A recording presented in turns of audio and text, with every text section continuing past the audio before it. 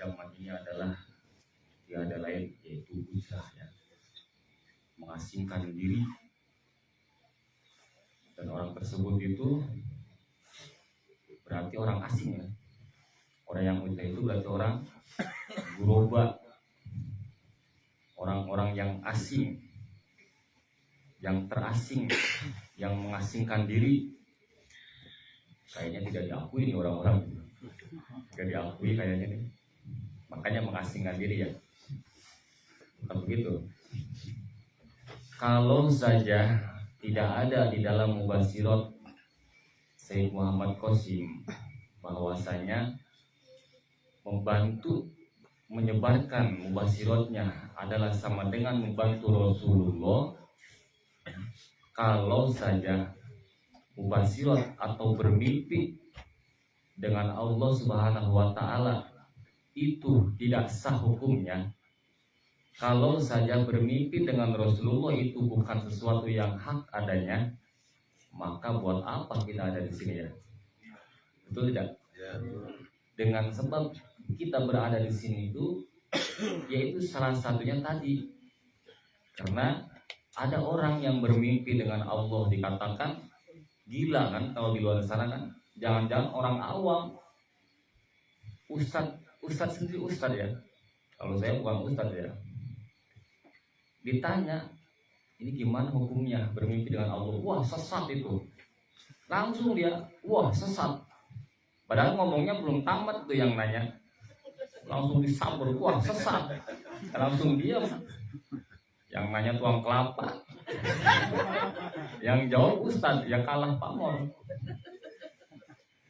Sama saya, seperti saya kan gitu, ya. Kalau ngobrol sama Bang Ahmad gitu, saya kalah pamor. Dia kan wali gitu. Ada.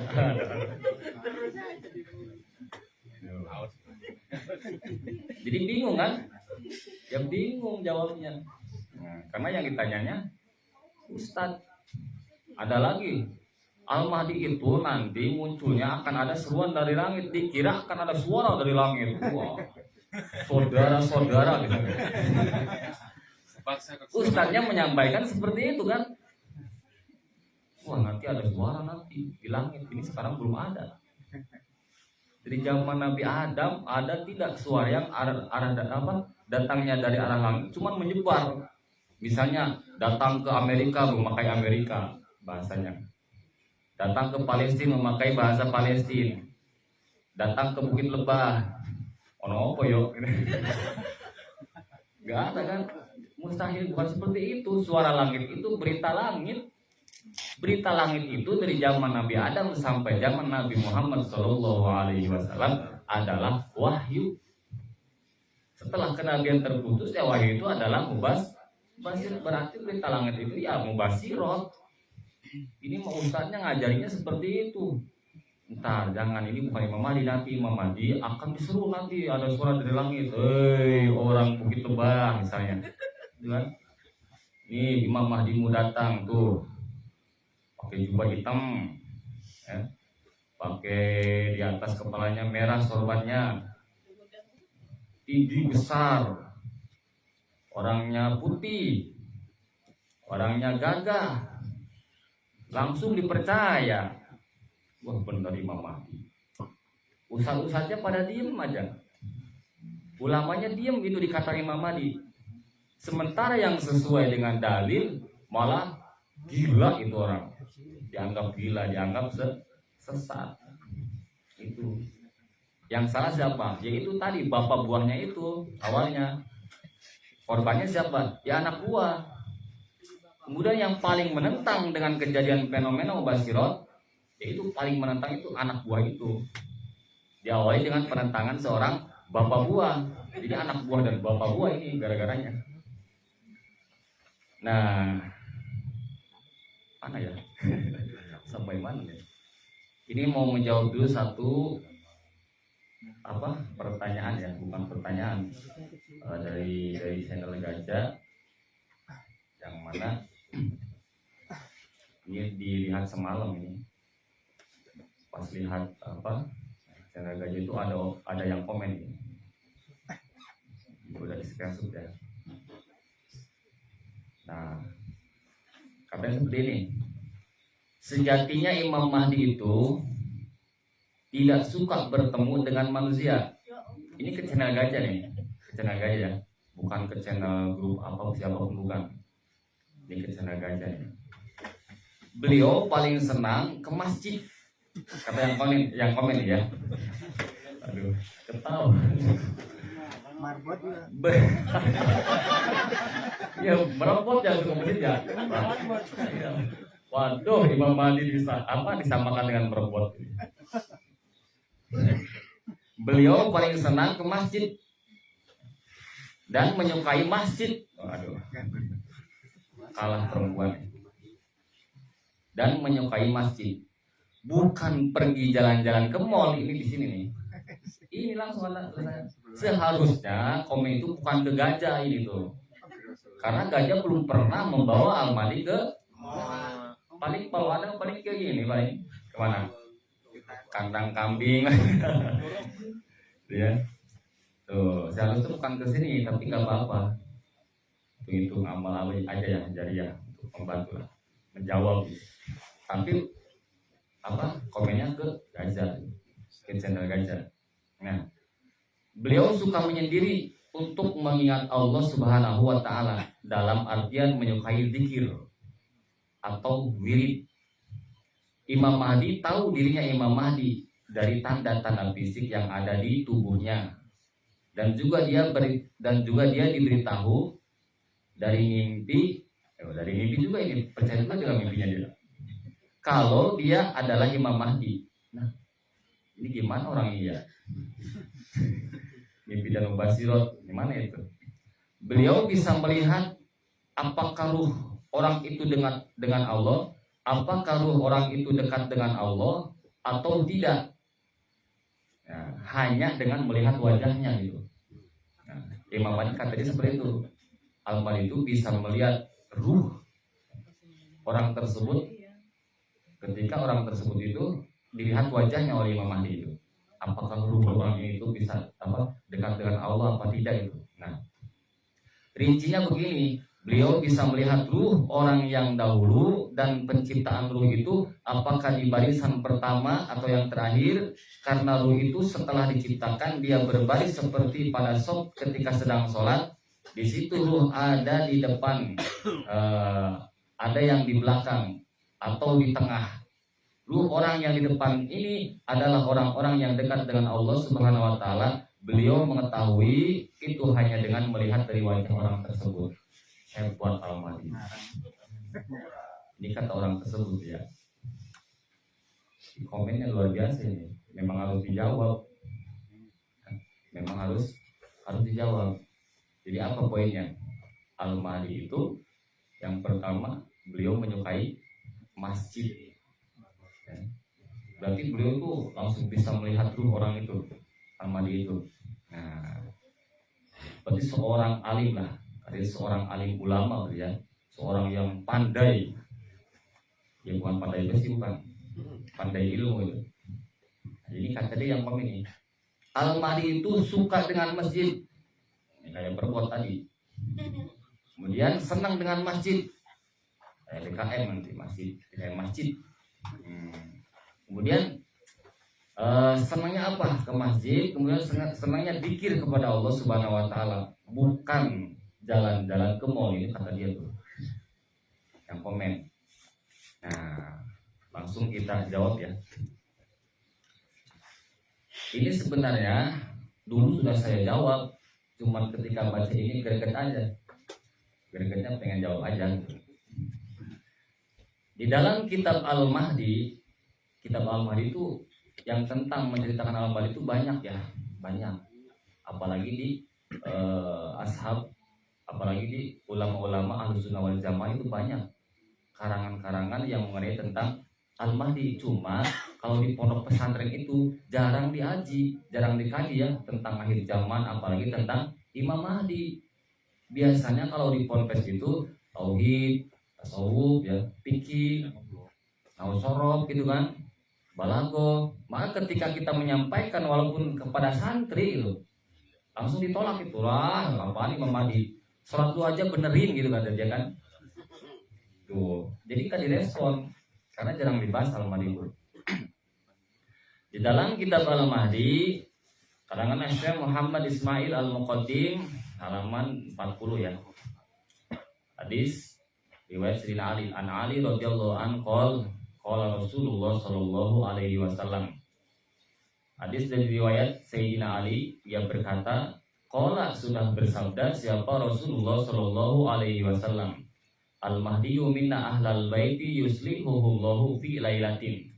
Ini yang paling banyak riwayatnya fi lailatin ya, bukan fi lailatin wahidatin, bukan. Ada memang riwayat fi lailatin wahidatin gitu, tapi yang paling banyak fi lailatin. Berarti yang paling banyak itu bukan satu malam bukan. Itu tapi di malam hari gitu yang paling banyak. Jadi enggak satu malam kan. Artinya berarti bertahap kan. Nah, Al-Mahdi itu adalah minna dari kami ahlal bait, yaitu ahlul bait. Yuslihuhullahu, Allah yuslihuhullahu, Allah akan memperbaikinya fi lailatin di malam hari. Bukan di satu malam ya, bukan di satu malam hari, tapi di malam hari. Ada riwayat lain di satu malam hari, cuman yang paling banyak di malam hari gitu. Nah, kemudian ini rawahu Ahmad ya, hadis riwayat Imam Ahmad, tahqiqu Ahmad Syakir isnadu sahih, hadisnya sahih. Kemudian wa qauluhu, adapun ucapan Rasulullah sallallahu alaihi wasallam yuslihuhullahu fi lailatin, maksud daripada Allah memperbaikinya di malam hari, yahtamilu makna ya ini itu menyangkut kepada dua makna. Ada dua makna yang dimaksud dengan Allah memperbaiki Al-Mahdi itu, ada dua makna. Ahaduhuma, yang pertama, ayyakunal muradu annallaha yuslihullahu lil khilafati ayyuhayyuhu laha. Yang pertama, yang dimaksud dengan Allah memperbaiki adalah untuk menjadikannya seorang khalifah. Itu alasan pertama. Kenapa harus diislam? Karena untuk dijadikan seorang pemimpin dunia khilafah, khalifah ya, khalifah. Nah, itu yang pertama. Yang kedua, wasani ayyakuna mutalabbisan bi ba'dun naqais fa yuslihullahu wa yatubu alaihi. Yang kedua, ada pada diri Al-Mahdi itu kekurangan-kekurangan, sehingga Allah harus memperbaiki kekurangan itu. Wa yatubu alaih, bahkan Allah harus menerima taubatnya. Berarti kalau berhubungan dengan taubat, Al-Mahdi itu punya dosa, ada dosa-dosa gitu, ada kekurangan-kekurangan sehingga mengakibatkan adanya diperbaiki, diislah. Dan juga ada dosa-dosa yang harus Allah terima taubatnya. Kalau misalnya sukanya ke masjid, ya, senangnya diam di masjid, selalu berzikir, kemudian tahu dengan alam ruh, berarti udah pangkatnya udah benar-benar ini ya. Berarti ini hadis batal gitu. Berarti ini hadis batal. Al-Mahdi sebelum diislah itu pasti yakin mustahil tidak punya dosa, mustahil. Sehingga nanti Allah akan menerima taubatnya gitu, menerima taubatnya. Ada kekurangan-kekurangan, tidak banyak tahu kan? Makanya keterangan ini sesuai dengan apa yang sudah ditetapkan oleh Ibnu Katsir. Al-Hafidz Ibnu Katsir mengatakan, yuslihullahu fi lailatin ayyatubu alaih, Allah akan menerima taubatnya pertama. Wa yuwaffiqu, Allah akan memberinya pertolongan. Wa yulhimu, Allah akan memberinya ilham. Wa yusiluhu, Allah akan memberinya kecerdasan. Ba'da illam yakun kadalik, setelah keadaannya tidak seperti itu sebelumnya. Berarti sebelum diislah itu ada dosa-dosa sehingga Allah menerima tobatnya. Ada kekurangan-kekurangan sehingga Allah memperbaikinya. Tidak cerdas, tidak. Berarti kalau tadi yang dikomentari cerdas tidak? Tuh. Ini mah tidak cerdas sehingga Allah akan memberinya kecerdasan. Tidak banyak tahu sehingga Allah akan memberinya ilham. Itu maksud diislah. Makanya umat sekarang ini, orang-orang awam di sana itu jadi berpikirnya, oh Imam Mahdi itu berarti harus seperti apa? Harus seperti yang minimal seperti apa ya, Sunan Kalijaga mungkin gitu ya, atau seperti Sunan Gunung Jati misalnya. Nah, jadi kesana berpikirnya orang awam itu, kesana berpikirnya. Padahal sudah jelas Al-Mahdi sebelum di Islam itu ada dosa-dosa. Contoh seperti meninggalkan sholat, tapi nggak meninggalkan sholat selamanya, enggak. Jarang-jarang lah misalnya, itu dosa bukan? Tapi Allah terima nggak tobatnya? Terima, kan itu langsung dijamin, itu diterima langsung. Nah, tidak banyak tahu, tetapi nanti Allah akan memberi pengetahuan. Itu Al-Mahdi yang sebenarnya seperti itu. Makanya ketika Muhammad Qasim muncul dengan membawa basirotnya, beliau mengaku jarang sholat, jujur kan? Jujur, kalau orang tidak jujur, oh saya sering suka sholat, bahkan saya sholat zuhur 5 rakaat saya. 5 rakaat. Nggak tahu agama tapi sok tahu. Dia main ke seorang kiai, tujuannya pengen mendapatkan anaknya. Gitu ya. Datangnya hari apa? Hari Minggu. Ngobrol sama kiainya, Pak Kiai, kalau di sini Jumatan hari apa ya? Parah itu. Pak Kiai, di sini Jumatan hari apa sih? Wah, kacau. Itu. Kamu sholat gak pernah bolong? Oh, saya sholat terus. Ini yang ditanya Al-Mahdi misalnya. Bahkan saya sholat subuh 4 rakaat. Kacau. Berarti harus seperti itu. Kira-kira mereka itu harus melebihi dari kita sholat cabutnya. Nah, akhirnya ketika para ustadz-ustadz jarang menyampaikan tentang hal itu, dikirnya Al-Mahdi itu yang disampaikannya itu setelah keadaan di Islamnya itu. Kalau sudah di Islam baru seperti itu, nanti akan jadi pemimpin tertinggi para wali, akan jadi pemimpin tertinggi para ulama gitu kan. Ulama pun akan ada di bawah, itu setelah di Islam. Itu yang disampaikan setelah di Islamnya. Ya akhirnya orang-orang itu berpikir, oh benar ya Al-Mahdi itu rajanya wali, gitu kan, pimpinan teratas. Kan kalau sekarang kan diantaranya kan raja wali itu siapa? Tuan Syekh Abdul Qadir Al-Jailani. Kalau di sini Syekh Abdul Qahar. Bukan. Iya, makanya wali saya tanya. Enggak itu. Wali Syekh.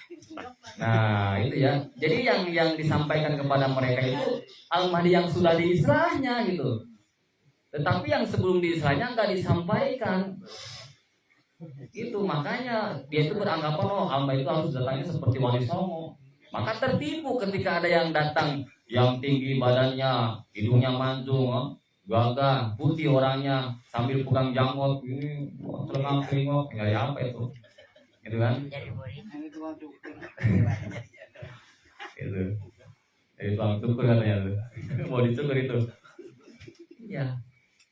Nah, jadi yang sampai ke masyarakat, yang sampai ke umat itu, yang wah-wahnya gitu. Tapi yang tidak wahnya tidak disampaikan. Seperti mubasirot lah. Seperti mubasirot. Masih banyak ya yang komen di luar sana. Ngapain mimpi dijadikan dalil? Ada lagi yang bilang, mimpi yang benar itu dari para nabi. Muhammad Qasim, siapa Muhammad Qasim? Ya, orang Pakistan. Kayak banci katanya. Ada yang bilang gitu benar. Kayak banci katanya itu. Harus para nabi. Atau setidaknya para wali, baru itu mimpinya benar. Itu rajanya yang di zaman Nabi Yusuf itu bukan orang yang bertauhid malah, ya, kafir ya. Itu bermimpinya sebelum menjadi orang yang bertauhid kan, tetapi mimpinya benar. Kemudian 2 pemuda itu yang di zaman Nabi Yusuf yang di dalam penjara, sebelum dia bertauhid keduanya itu bermimpi, mimpinya dibenarkan juga oleh Nabi. Kenapa Muhammad Qasim malah orang Muslim didustakan tanpa dengan bertabayun dulu? Harusnya dibahas dulu nih tentang mubasirot seperti ini, itu sesuatu yang sudah dijanjikan oleh Rasulullah. Kalau tidak dijanjikan oleh Rasulullah, kalau bermimpi dengan Rasulullah tidak hak, kita buat apa kita juga harus ada di ujian ini, itu kan? Nah, itu untuk apa? Untuk menjawab orang-orang yang tadi katanya Al-Mahdi itu harus ke masjid, ya. Senangnya senang di masjid, senang zikir.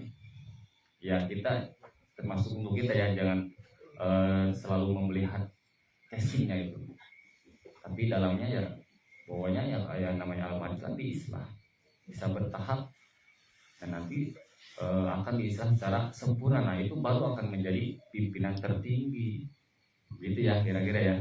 Nah kemudian dilanjut nih, lanjut tidak nih? Lanjut sedikit lagi lah. Kita alih pembahasan tauhid sekarang, tauhid. Jangan mubasirot terus lah. Nanti kepikiran mubasirot. Ya memang sebenarnya judul sekarang itu mubasirot. Ya. Dibawa ke sana mubasirot, dibawa ke situ mubasirot. Judulnya memang mubasirot. Cuman dikarenakan guru-guru kita tercinta jarang sekali membahas mubasirot, maka ketika tampil datang itu mubasirot membawa kebenaran itu dianggapnya dusta. Ya. Ngapain mimpi dijadikan dalil? Udah ada Al-Quran dan hadis. Buktinya Al-Quran dan hadis sudah tidak digunakan. Udah ada para ulama. Buktinya ulama membingungkan. Saya juga bingung sekarang milih ikut siapa saya. Saya orang NU asli saya. Orang NU. Bapak saya NU. Ibu saya UN. Balikin NU juga. Kakak saya ya NU, semua NU keluarga saya. Tapi sekarang saksinya langit dan bumi, saya bukan orang NU. Saya bukan NU. Sudah dari dulu. Tahlil. Saya senang tahlil. Berkat sih. Hukumnya boleh. Boleh hukumnya. Karena ada dalilnya. Apa dalilnya? Innal mayyita yuqtaluna fi kuburihim sab'an, itu kata Imam Ahmad bin Hambal ya. Itu dari Imam Taus awalnya itu. Jadi mayat itu di dalam kubur itu mendapat fitnah selama 7 hari. Makanya ulama-ulama pada waktu itu suka membagikan makanan dengan mengatasnamakan si mayat tersebut. Gitu kan? Karena apa? Karena mayat tersebut itu di dalam kubur terkena fitnah selama 7 hari. Nah, orang yang kemusiban itu membagikan makanan selama 7 hari dengan mengatasnamakan pahalanya itu untuk si mayit. Nah, dirubah oleh orang Nusantara yang tadinya si pihak kemusiban itu yang membagikan selama 7 hari oleh ulama Nusantara dipanggil malah diundang selama 7 hari itu. Hanya dirubah itunya aja gitu. Hanya dirubah. Itu hanya boleh itu. Cuman yang sekarang terjadi itu sudah melanggar syariat. Apa contoh ini yang saya harus sampaikan juga nih kepada ustaz-ustaz. Ya. Saya jadi tidak ada kekuatan untuk menyampaikan karena ulama-ulama sepuhnya, ustaz-ustaz yang sepuhnya pun diam-diam aja. Jadi jadi wali lagi nih. Tahlil itu kan hanya boleh, bukan sesuatu hal yang wajib. Tetapi oleh masyarakat umum itu dianggap wajib. Ketika saudaranya meninggal, dia keadaan fakir miskin sampai minjem bank untuk tahlil. Padahal tahlil makan di situ tuh niatnya kan untuk bersedekah, pahalanya ke si mayat itu. Tapi gimana kalau duitnya hasil minjem bank? Ini kan udah bertentangan dengan syariat. Maulud sekarang sudah bertentangan dengan syariat. Sudah bertentangan lah. Nah, itu makanya ketika Al-Mahdi muncul, pendapat-pendapat madhab itu akan batal. Saya pun jadi teringat dengan mimpi ya. Dulu itu pernah cerita ya. Yang memajang foto itu, kan yang memajang foto itu kan ada yang membolehkan, ada yang melarang. Ulama itu kan ada ulama itu yang membolehkan memajang foto dia NU sendiri kan. Ada juga yang melarang jangan memajang foto. Nah, kemudian ketika Al-Mahdi muncul, pendapat-pendapat itu akan batal. Saya ingat itu mimpi ketika saya bermimpi dengan Syed Qasim pas waktu itu masalah pajang foto kan. Dia bermimpi seperti itu. Sambil berbisik ke telinga, jangan kau saya masih ingat tuh kata-katanya. Jangan kau bandingkan pendapatku dengan pendapat para ulama. Kenapa? Pendapat para ulama yang membolehkan memajang foto itu hasil ijtihad mereka. Sementara saya itu masuk dari bagian jenis syirik itu langsung dari Allah. Ya benar, mubasyirat itu minallah gitu. Otomatis pendapat ulama itu jadi batal. Gitu kan? Jadi kalah karena mubasyirat itu langsung dari Allah Subhanahu wa taala gitu. Nah, baik hadirin wal hadirat rahimakumullah, kita langsung bahas ya sedikit tentang tauhid. Jangan tegang lah, jangan tegang membahas mubasyirat aja. Ya ini hanya hanya supaya ulama-ulama di luar sana itu bergerak lah, mudah-mudahan bergerak untuk meneliti tentang mubasyirat Sayyid Muhammad Qasim ya. Karena itu sesuatu yang luar biasa, fenomena yang belum pernah terjadi di zaman Nabi Adam sampai zaman Nabi Muhammad SAW. Fenomena mubasyirat yang dialami oleh Sayyid Muhammad Qasim itu belum pernah terjadi.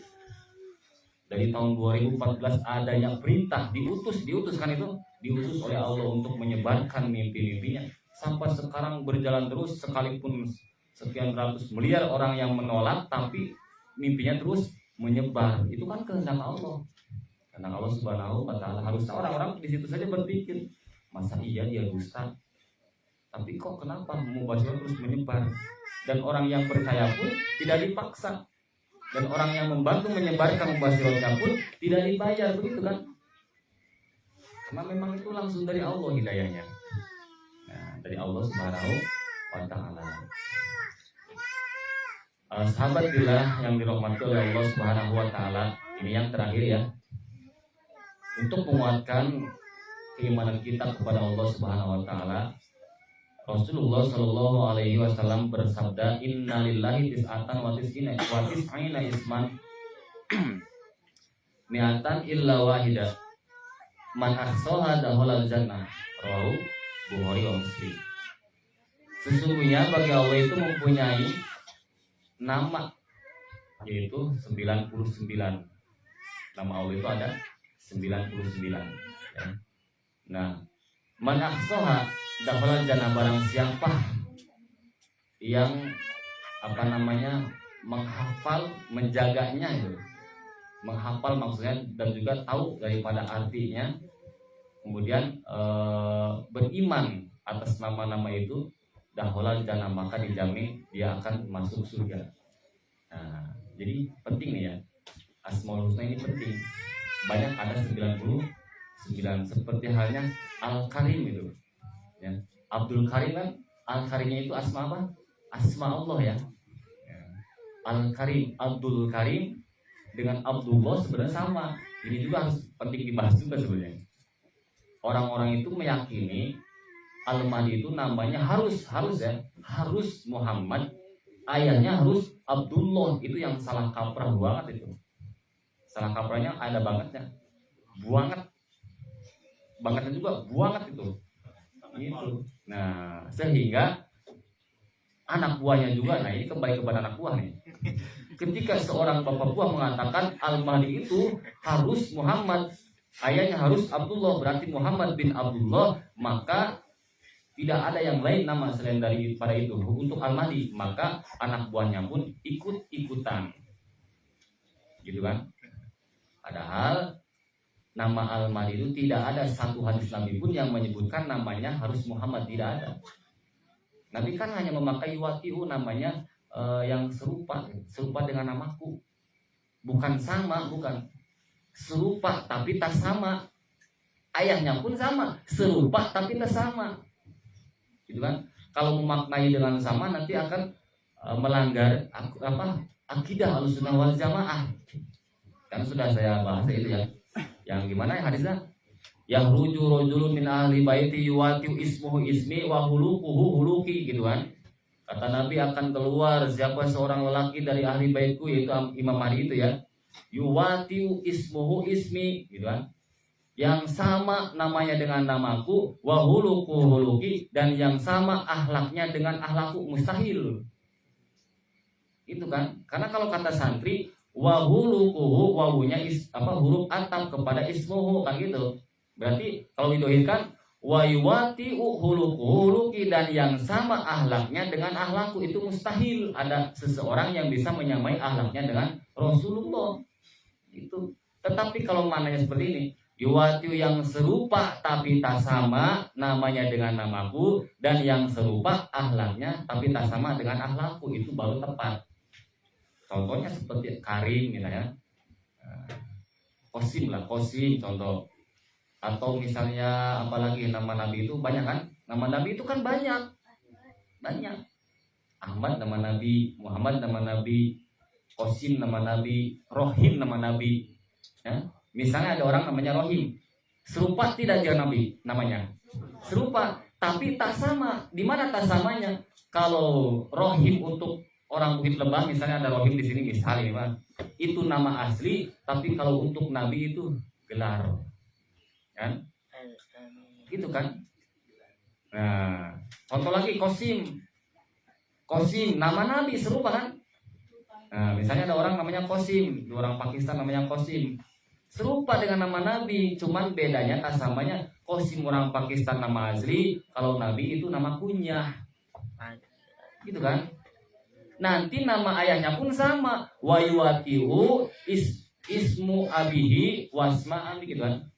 Wayuwatiu ismu abihi wasma isma abi gitu, Nah, dan yang serupa tapi tak sama nama ayahnya dengan nama ayahku. Abdullah dan Abdul Karim itu serupa tapi tak sama. Serupanya sama-sama hamba Allah.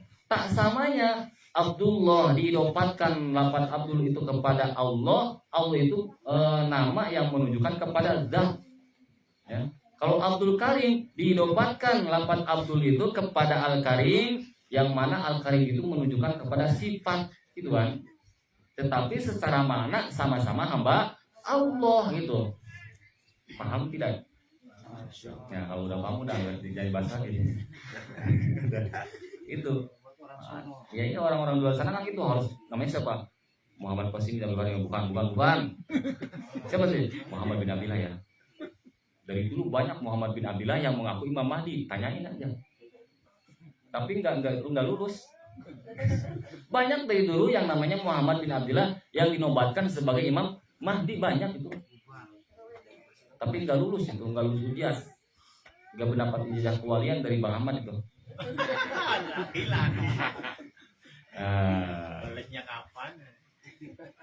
Nah ini ada 99 nama bagi Allah. Yang pertama, al-awwalu min asma'il husna Allah. Yang pertama adalah Allah. Itu asma Allah ya. Yang pertama Allah, nanti Ar-Rahman, nanti Ar-Rahim. Nanti juga ada Qasim, itu ada. Apa? Karim itu ada. Kemudian waqala al-Imamul Ghazali, Imam Ghazali berkata Allah itu bahwa ismun adalah nama. Orang sebenci-bencinya orang kepada agama Islam, sebenci-bencinya manusia kepada Rasulullah, bahkan kepada Allah, tidak ada satu orang pun di dunia yang menggunakan nama Allah, tidak ada. Betul tidak? Ya. Dulu ada seorang anak Yahudi, ya. Begitu lahir dia punya anak, dikasih nama Allah, langsung disambar petir dia. Tidak ada kan? Nah, lil maujudil haq, nama untuk zat yang sebenarnya ada. Ya. Allah itu nama untuk zat yang sebenarnya ada. Itu kan? Al-jami'u li sifatil ilahiyah, yang menghimpunkan sifat-sifat ilahiyah. Al-man'uti binu'uti rububiyah, yang disifati dengan sifat-sifat rububiyah. Al-mutafarridi bil wujudil hakiki, yang menyendiri. Allah itu yang menyendiri, bil wujudi, dengan wujud, dengan ada, al-haqi, yang sebenarnya ada. Jadi yang sebenarnya ada adalah Allah. Yang sebenarnya ada adalah Allah. Selain daripada Allah, adanya diadakan. Adanya laut karena diadakan. Adanya Kang Rudi karena diadakan. Adanya Bro Ahmad karena diadakan. Adanya laut karena diadakan. Adanya bintang karena diadakan. Yang sebenarnya ada adalah Allah. Jadi kita ini hakikatnya tidak ada. Ada kita sekarang karena diadakan. Kalau tidak diadakan, ya tidak ada. Karena yang sebenarnya ada adalah Allah Subhanahu wa Ta'ala, yang menghimpunkan sifat-sifat ilahiyah, uluhiyah ya, sifat ilahiyah dan juga sifat rububiyah. Sifat ilahiyah itu gini, hanya Allah yang berhak disembah, hanya Allah yang berhak ditakuti, itu ilahiyah. Jadi kalau kita berdoa ya ilahi, hei dat yang berhak disembah, itu ilahiyah maksudnya. Ya ilahi, hei dat yang berhak ditakuti, gitu. Kalau rububiyah, hei dat yang memberikan rizki, itu rububiyah itu. Kalau kita berdoa ya Robbi, berarti kita menyeru kepada dat yang memberikan rizki, berarti kita menyeru kepada dat yang memberikan ruh. Itu rububiyah itu. Yang bagus adalah ya Allah, rububiyahnya ke bawah, uluhiyahnya ke bawah gitu. Yang bagus berdoa langsung ya Allah. Jadi kalau kita berdoa ya Rahman misalnya, boleh. Cuman yang paling bagus tetap ya Allah. Nah itu ya. Itu jadi Allah itu adalah nama bagi zat yang ada, yang sebenarnya ada. Selain daripada Allah adanya diadakan, semuanya selain daripada Allah, bumi, langit, alam dunia, semuanya ya. Nah itu. Kemudian wa qala al-Ghazali i'lam anna hadil asma'u asma'illahi ta'ala azza wa jalla. Menurut Imam Ghazali, ketahuilah sesungguhnya asma Allah itu paling agung. Nama-nama Allah adalah Allah ya. Paling agung itu karena Allah itu menunjukkan kepada zat. Sementara Ar-Rahim, sementara Al-Karim itu menunjukkan kepada sifat. Berarti paling agung adalah Allah. Nah, jadi sekarang kita beriman ya, bahwasanya Allah itu adalah nama untuk zat yang wajib ada, yang sebenarnya ada itu adalah Allah. Selain daripada Allah, semuanya adanya itu diadakan. Diadakan semuanya. Nah itu ya. Beriman sekarang kita tahu kan, udah tahu sekarang maksudnya. Nah, berarti kita beriman kepada apa? Kepada Allah.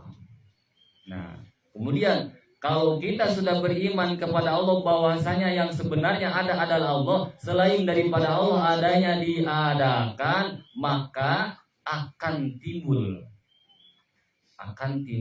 4 perkara untuk orang yang beriman kepada Allah bahwasanya yang sebenarnya ada adalah Allah, selain daripada Allah semuanya diadakan, maka akan timbul 4 perkara untuk dia yang sudah beriman itu.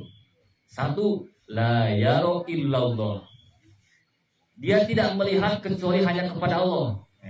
Orang yang sudah beriman bahwasanya yang sebenarnya ada adalah Allah, selain daripada Allah semuanya diadakan, maka orang itu yang pertama tidak akan melihat kecuali hanya kepada Allah. Ketika kita melihat gunung, langsung kembali, oh ciptaan Allah gitu. Oh diadakan Allah.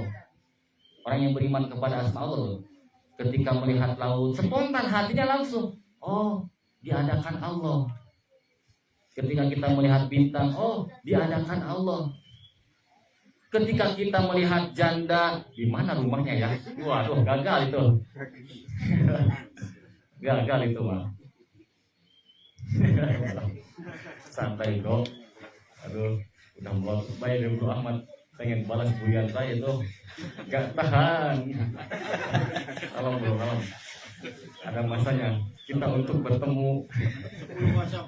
Ada masanya kita untuk berpisah bro. Sebelum kemarin kan langsung ada orangnya, sekarang ada orangnya. Nah, yang nanti Bro Ahmad yang bully saya kan nggak ada. Alhamdulillah. Jadinya gimba. Iya. Alhamdulillah. Nanti diwakilin aja dah, diwakilin sama Kang Arif. Bulinya bully saya, tapi lihatnya Kang Arif gitu. Ya. Yang pertama, tidak akan melihat kecuali hanya kepada Allah, itu yang pertama. Yang kedua, la yanduru illallah. Orang yang sudah beriman kepada asma Allah, sesungguhnya yang sebenarnya ada adalah Allah, selain daripada Allah semuanya adanya diadakan, maka yang kedua akan timbul, dia itu tidak akan tidak la yanduru, tidak melihat illallah kecuali kepada Allah. Maksudnya tidak mencari penilaian orang lain. Tidak mencari penilaian orang lain. Yang dia cari adalah penilaian Allah. Sekalipun di mata manusia kita dianggap hina, dianggap jelek, menyebarkan basiron, yang penting Allah ridho. Itu maksudnya. Itu orang yang beriman kepada asma Allah. Ngapain bahas sirot disebarkan, mimpi dijadikan dalil, banyak tidur sih kamu ini. Tuh Dede orang Karawang minum kopi sehari 17 kan tidur. Susah tidur saya kebanyakan ngopi. Aduh, kacau. Mimpinya kapan? Ya makanya tidurnya aja susah. Nah, itu enggak minum kopi hitam sehari saja pusing kepala. Dikasih ngopi yang Bang Budi, airnya aduh dingin banget. Bukan ngopi loh. Yang kedua ya, tidak mencari penilaian makhluk, maksudnya gitu. Yang ia cari adalah penilaian Khalik yang menciptakan. Gak apa-apa dianggap stres oleh mereka, bapak buah dan anak buahnya. Ya. Gak apa-apa kita dihinakan oleh mereka, bapak buah dan anak buahnya. Ini bapak buah lagi nih. Yang penting Allah tidak menghinakan kita. Kemudian yang ketiga, la yarju illallah, ia tidak berharap melainkan hanya kepada Allah. Ketika seseorang itu sudah beriman kepada asma Allah, bahwasanya yang sebenarnya ada adalah Allah, selain daripada Allah semuanya adanya diadakan, maka dia akan tidak akan berharap kecuali hanya kepada Allah. Yang ia harapkan hanyalah ridhonya Allah. Makanya sampai meninggalkan kampung halaman, pergi ke tanah Ujlah, sampai meninggalkan orang tuanya, sampai meninggalkan pacarnya, sampai ninggalin istrinya, ada juga yang meninggalkan suaminya, ada juga yang meninggalkan kampung halamannya. Dari Medan jauh itu Medan. Kalau saya dekat tuh Karawang, Tinggalkan calon. iya, nggak ketemu di Medan. Ternyata di sini alhamdulillah ketemu. Makanya kemarin ada juga paketnya yang datang.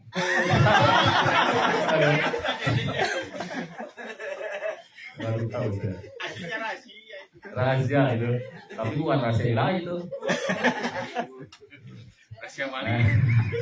yang ketiga, tidak berharap melainkan hanya kepada Allah. Kita semua di sini berharap hanya kepada, mudah-mudahan dengan Ujlah di sini membantu menyebarkan basirat Qasim, berharap kita mendapat ridho dari Allah dan juga Rasulullah. Gitu kan? Walaupun kita makan seadanya, tapi alhamdulillah saya berarti termasuk orang yang beruntung ya. Pagi makan daging kambing, sore pun makan daging. Dulu pas datang ke sini makannya akar pohon saya, akar pohon dulu. Ini kayak nasi goreng, bau-baunya ini. Ih, barang dia akar pohon. Tahu dunia persilatan. Tiga. Tapi kalau wali memang harus seperti itu. Yang ketiga, yang keempat, la yakhsa ilallah. Kita hanya takut hanya kepada Allah. Orang yang sudah beriman bahwasanya asma Allah adalah zat yang sebenarnya ada, selain daripada Allah semuanya diadakan oleh Allah, maka orang itu tidak akan takut melainkan hanya kepada Allah. Kita tidak takut dimanapun kita berada, melainkan takut kita hanya kepada Allah. Nah, itu tanda orang yang beriman kepada asma Allah, kepada Allah yang bahwasanya yang ada sebenarnya adalah Allah, selain daripada Allah diadakan, maka orang tersebut akan menimbulkan 4 perkara. Nah, untuk supaya kita menimbulkan 4 perkara yang tadi, dia tidak akan melihat hanya kepada Allah, dia tidak mencari penilaian melainkan hanya kepada Allah, dia tidak akan berharap melainkan hanya kepada Allah, dia tidak takut melainkan hanya kepada Allah Subhanahu wa ta'ala, maka harus berbanyak dengan menyebut asma Allah. Ya. Karena di sini qala Abul Abbas Al-Musi liyakun dikruka Allah fa inna hadzal isma sultanul asma. Nah, tapi menurut sebagian ulama enggak ada dikir Allah. Ya. Ini Abul Abbas ulama juga. Kata Abul Abbas, supaya kamu bisa timbul 4 perkara tadi, perbanyaklah zikir Allah itu. Allah di dalam hati Allah. Tetapi menurut ulama yang sebelah, ya, ada sebagian ulama lagi, jangan zikir Allah karena itu tidak diajarkan oleh Nabi. Langsung aja la ilaha illallah, itu lebih bagus, malah lebih bagus. Terus yang mana yang benar? Semuanya benar. Karena yang berpendapat la ilaha illallah itu ulama, dan yang mengatakan boleh zikir dengan Allah itu juga ulama. Yang namanya ulama itu al ulama warasatul anbiya, ulama itu warisan Nabi. Gitu kan? Ada kakak dan adiknya. Ini kakak nih. Ini pulpen ini maksudnya ini. Kakak, ini adik. Ayahnya meninggal. Si kakak dikasih sawah, si adik dikasih rumah. Tapi semuanya warisan, mendapat warisan. Tapi beda. Si kakak dapatnya rumah, si adik dapatnya sawah. Beda. Tapi sama-sama warisan. Ulama pun seperti itu. Tapi semuanya sama warisan. Kan? Yang satu kata yang satu nggak boleh apa la ilaha illallah, harus apa? Nggak boleh Allah, harus la ilaha illallah zikirnya. Yang satu boleh, nggak apa-apa. Yang mana yang benar? Semuanya benar, semuanya warisan. Warisan itu kan beda-beda, gitu kan? Tapi yang lebih afdolnya kita la ilaha illallah, usahakan la ilaha illallah, la ilaha illallah, gitu kan? Kalau kita lagi di tenda misalnya nih, la ilaha illallah, itu Bang Amal itu hatinya seperti itu. La ilaha illallah. Dia enggak didohirkan, enggak dijahar, dikirnya dikir sir ya. Enggak gini. La ilaha illallah itu. La ilaha illallah. Muhammad kunci motor di mana? Di atas, di atas, di atas. Dikirnya jadi di atas. Saking khususnya itu. La ilaha illallah. Oh, sampai ininya kan gini-gini. Nanya oleh Kang Rudi. Ahmad, gimana kunci? Di atas, di atas. Udah hilang lah lelonya itu. Wah, bukan wali kalau itu. Bukan masuk wali dong. Ya udah ya. Jadi kita harus beriman kepada asma Allah, bahwasanya Allah itu adalah zat yang sebenarnya ada. Selain daripada Allah, semuanya adanya itu diadakan. Wallahu a'lam bishawab. Wassalamualaikum warahmatullahi wabarakatuh.